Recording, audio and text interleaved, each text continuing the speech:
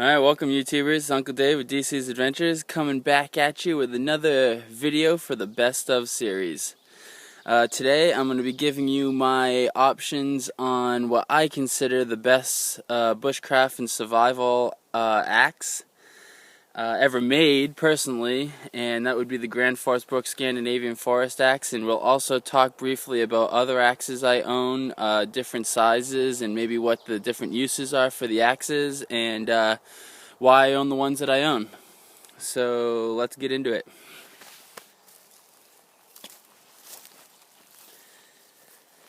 So here we are, we're looking at the three axes that I own. The number one axe that I use, and I think it's the best axe that you can have for bushcraft wilderness survival, at least in my forest. I live in the southern regions of boreal forest in Maine, and a lot of pine trees here, a lot of wood, and when winter comes you're going to have to process a lot of wood to keep a fire going. So this axe here, my Gransfor Scandinavian Forest Axe, I've had this for over 5 years, doing pretty good. It could probably use a rehandling soon here. It is absolutely awesome axe. It has, I think, a 2-pound head on it. Regular forest axe, Scandinavian grind, pretty basic. It's 25 inches long. And the boys over on Axe Junkies have informed me that this is considered a boy's axe, but I say it does all the work of a man with no problem. This axe is, I think, about a little over 3 pounds altogether, handle and head. And it is a little heavy for carrying on a backpack when you're out hiking and backpacking. A lot of guys like to go with that the small forest axe made by Gransfor Bruks, but I think that's just too small to do the kind of work I have to do, at least in the forest where I'm at most of the time. And this axe has just been great. I mean, like I said, 5 years, and 3 years of that I've been in the woods at least 180 days out of those years, and this holds up. I mean, it's done great. I've sharpened it many times. You can maybe see that this is a little behind this edge here, so I need to even it out a little bit more next time I sharpen it. That's something you got to watch out for, is make sure that your bit isn't moving back on the top or the bottom. But this axe really is great. Forged in Sweden by Gransfor Bruks, has an AS stamp on it. That will be the maker of the steel, who pounded it out over at Gransfor Bruks. And this is a great axe, my favorite axe, and I think this is the best axe. If I was going to choose really one tool to go out into at least my forest with, it would be this. This axe, a fire steel, and a good bush pot, and I would be pretty safe and be able to process water and cut all the firewood I need. I love this axe. So here, we've got a real beauty. This is a Gransfor Bruks Hunter's Axe. Gransfor Bruks won an award for innovation. It might have been in 2007, I don't know what year it was. But for this design, as you can see, it's a small axe, 19 inches long, sorry. And the head on it, I think, is 1.5 pounds. It weighs the same amount pretty much as the small forest axe, and the reason why I went with this instead of the small forest axe is because I hunt one, and I figured this would be a good axe, and the only time I would be really carrying an axe this small is when I'm hunting or backpacking, and it would be for just processing small firewood and processing game. I don't know if you guys can see on the camera, the black flies are really thick right now in the Maine woods. I'm wearing a head net and everything. This axe right here has a polished pole on it. That's so you can beat off the hide. When you're hunting in Alaska and in the northern regions, even in northern Maine during the winter, November is our hunting season, animals freeze up really quick on you. So when you get it back home and you hang it up, Sometimes it's hard skinning that animal, and that's what this pole is for. It's polished down so you can pound in between the frozen flesh, and it will separate the flesh from the skin, and makes it a quick skinning tool. Works really good. I've seen a bunch of guys use it for that, and it seems to work really good. This axe doesn't get very much use. I have barely even sunk it into any wood, actually. I use this pretty much strictly just for carving bowls and spoons and doing carvings, and that's what I really got it for, because like I said, the Scandinavian Forest Axe is just the perfect tool for the wilderness I live in here. But this is a beautiful axe, and this is a really a piece of art with how beautiful this axe is, and that's another reason why I don't ever want to use it, because I just like keeping this one nice and fresh. Still razor sharp. It was razor sharp when it came from the factory. You could easily shave yourself with it. It's got a UN stamp on it. That's the maker that pounded out this steel. And as far as Gransfor Bruks goes, these are the two best axes. I do have one more axe that I want to buy from them, and it's a big hewing axe. For hewing up logs, because eventually I'm going to be doing a log cabin build in the next 5 years sometime here, so I'm going to get another axe from them. But this axe, like I said, doesn't see much action. You know, I might carry it in my backpack when I'm trying to go lighter weight, but most of the time I don't take it, because Scandinavian Forest Axe I just can never leave behind. I always think I want to leave it behind, but then I end up putting this back on the shelf and grabbing the Scandinavian Forest Axe. So those are the two axes that I work with. And the reason why I went with the hunter's axe instead of a small forest axe is because the small forest axe is basically, it's just a little bit longer handle, and it has the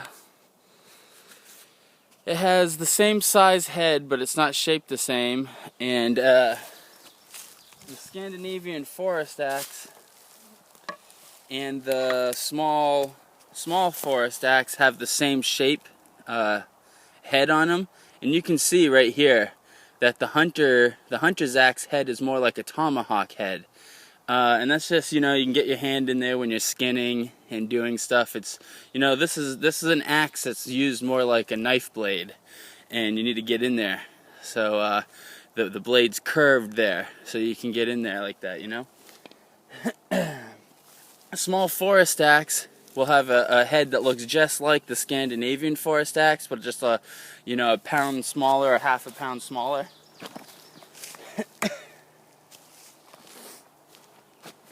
But the difference too, obviously, is that on a small forest axe, the pole is not going to be polished.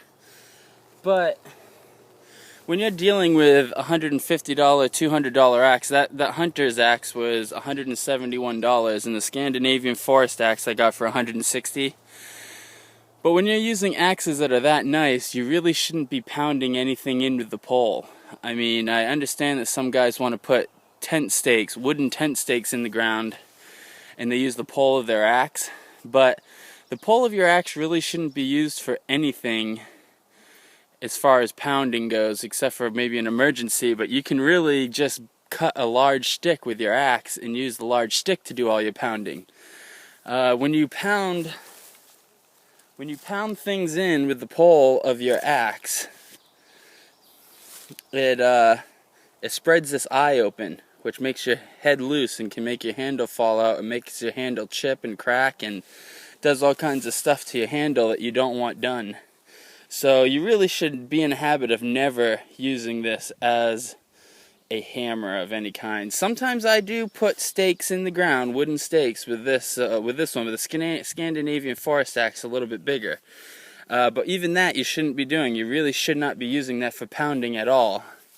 It's really not meant for that, and it will just spread your eye open and ruin your axe. It'll ruin the head.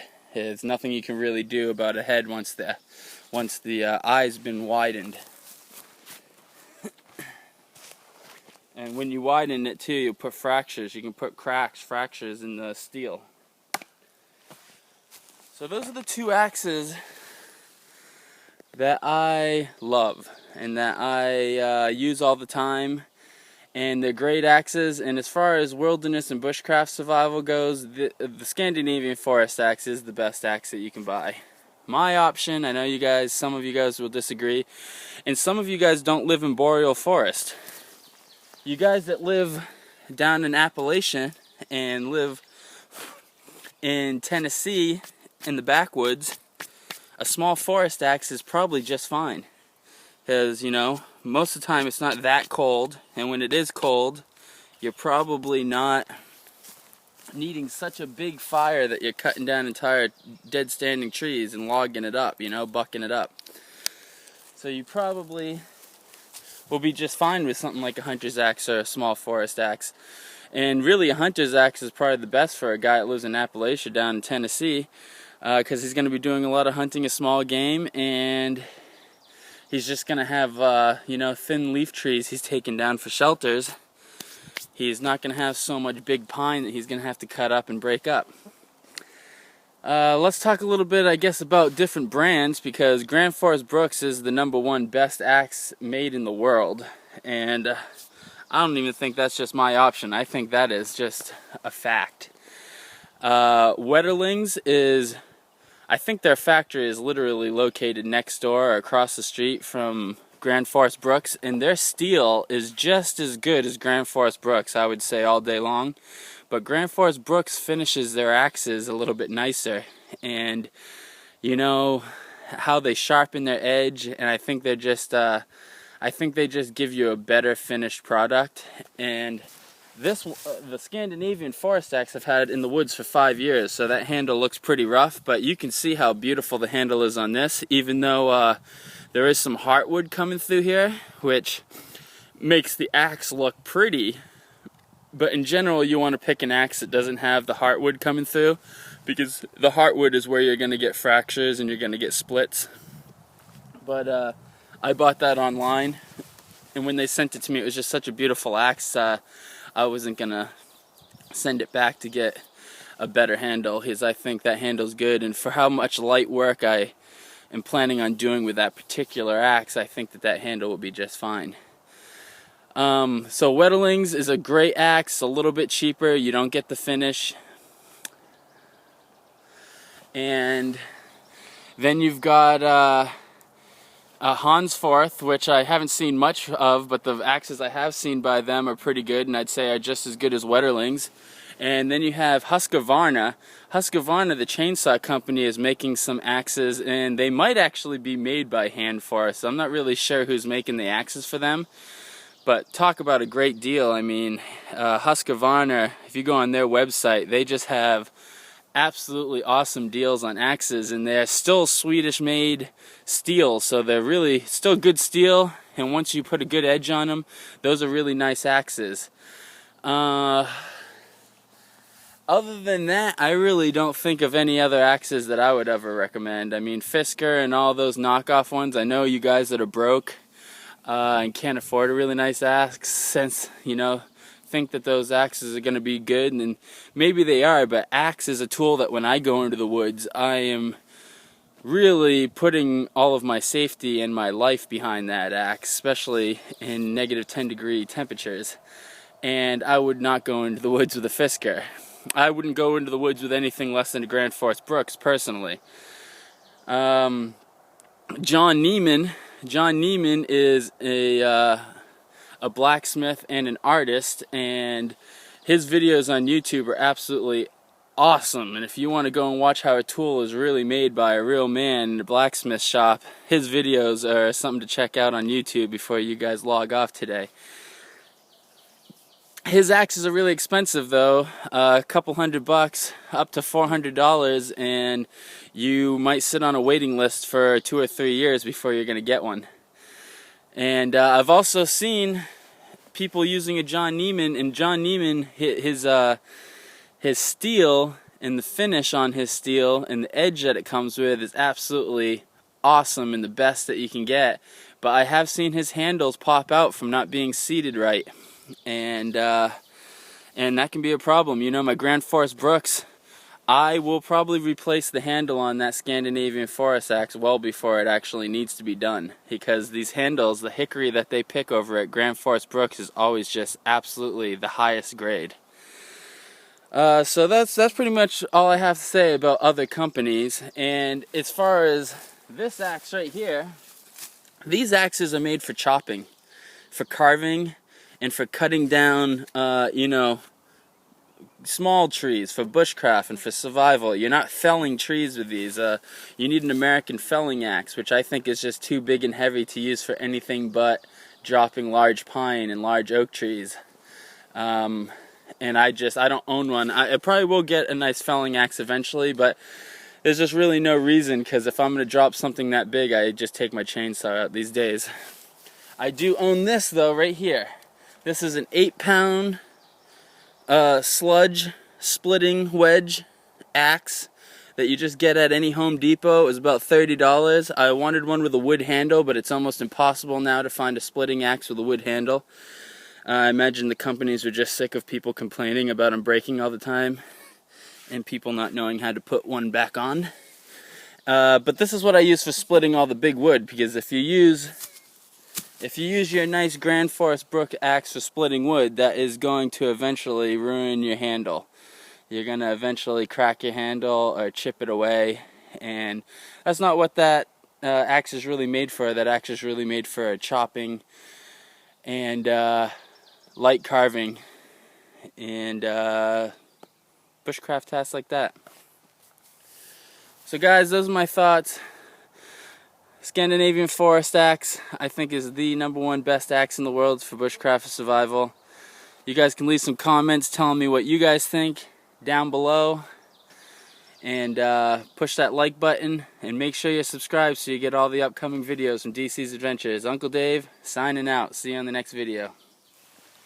Had to hook the camera up to the solar panels for a couple hours to get a little more juice in her.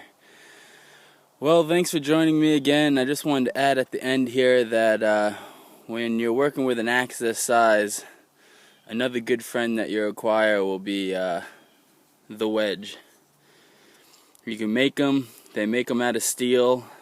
You can buy at the hardware store, but you can easily make them of all different sizes out of wood. Preferably cut some hardwood up, make your wedge out of. And when you're using that Scandinavian Forest Axe with a wedge, like a handful of wedges, you really can get a lot of work done, and pretty much anything you need done as far as bushcraft tasks go. You can easily take that axe and start a split with it, and then fill it with wedges, and split a large pine right in half to make a platform easily. So I wanted to make sure I added that in there, because wedges are definitely axe's best friend. They help a lot, especially when you're working with a small axe. Even a small forest axe size axe, really, you can get a lot more done when you're using wedges with it.